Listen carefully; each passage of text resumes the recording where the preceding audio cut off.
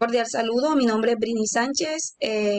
Vamos a dar inicio al taller introductorio de didáctica flexible basada en el diseño universal para el desarrollo del aprendizaje DUA, día número 1. Son varias preguntas que tenemos para eh, contestar. Primera, ¿qué entiende por diversidad?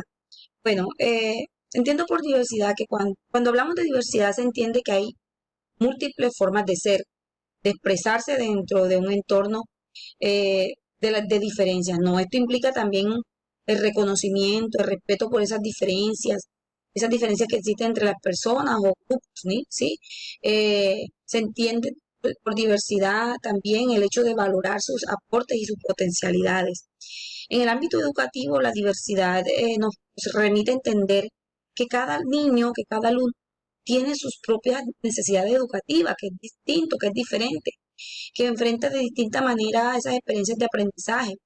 Entender la diversidad nos hace entender que cada niño o niña son distintos en cuanto a sus capacidades, estilos y ritmos de aprendizaje, también por sus motivaciones e intereses, que son distintas. La número 2, desde su experiencia personal, profesional y laboral, ¿cómo define el concepto de inclusión? Bueno, desde mi experiencia laboral y profesional, yo defino la inclusión como esa capacidad de reconocer, aceptar y potenciar las diferencias que existen entre cada persona, ¿no? Sin discriminación ni exclusión alguna. De igual manera, la inclusión significa crear condiciones, ¿sí? Oportunidades para cada una de las personas, sin excepción, ¿ya? Que puedan participar activamente en la sociedad, aportando sus talentos, sus capacidades y sus experiencias, siendo así productivos y útiles, ¿sí? Entonces, en conclusión, la inclusión busca que se fomente y se garantice que toda persona, absolutamente toda, sea parte de y que no pertenezca a separado de, ¿sí? Que no esté excluido de nada de la parte educativa y formativa. Seguimos con la tercera pregunta. ¿Qué significa para usted educación inclusiva? Para mí, educación inclusiva es la forma de educar respetando y valorando la diversidad, como había dicho anteriormente, de todos y cada uno de los estudiantes, haciendo efectivo ese derecho constitucional que tienen todos los niños y niñas a una educación de calidad, a una igualdad de oportunidades, ¿sí? Sin importar sus características personales, sociales, culturales o de aprendizaje, promoviendo así el desarrollo integral de cada alumno. Número 4. Considera que es posible desarrollar prácticas educativas inclusivas que atiendan la diversidad de todos y todas las estudiantes en el aula. Considero que sí. Considero que es posible desarrollar estas prácticas en el aula de clases. Por ello es importante tener en cuenta lo siguiente. El compromiso y la colaboración de toda la comunidad educativa es fundamental, incluyendo a los docentes, directivos, padres de familia, estudiantes y autoridades. Es importante también crear un ambiente de aprendizaje acogedor, flexible, adaptado a las necesidades de cada niño. Promover el trabajo en grupo colaborativo, ¿sí? Aprovechando esa diversidad como un recurso pedagógico que favorezca esa interacción y el diálogo entre estudiantes.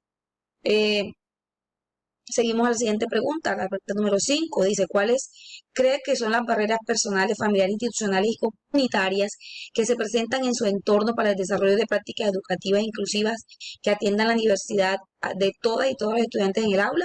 Bueno, creo que esas barreras que se presentan en el entorno para desarrollar esas prácticas pueden ser barreras personales, ¿sí? Como los perjuicios, las actitudes, los estereotipos, los miedos, la resistencia que puedan tener esas personas que están incluidas o involucradas en los procesos educativos. También están las barreras familiares, son esas expectativas o las creencias, valores, ¿sí? O las necesidades que puedan tener las familias de los estudiantes. Estas barreras quizás puedan generar desconfianza, sobreprotección, aislamiento, en fin, eh, para el desarrollo de nuestros estudiantes. Las barreras institucionales, sí, y las vemos a diario, como son las normas, las políticas, los recursos, sí, de las condiciones que puedan tener las instituciones educativas.